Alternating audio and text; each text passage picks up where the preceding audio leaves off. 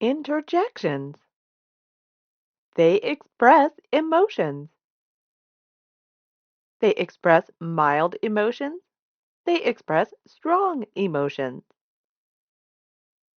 Interjections are not grammatically related to any other words in the sentence. They are set apart with a comma or exclamation mark based on the level of emotion.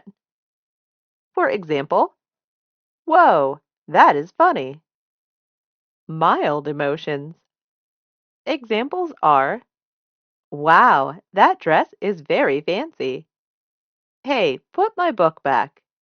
Gee, your mom is serious. The interjections in these examples are wow, hey, and gee.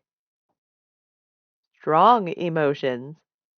Strong emotions are set apart with an exclamation mark. Examples are, yay, I just passed the math test. Oh no, the wind just blew my money away. Hooray, I found my money under the tree.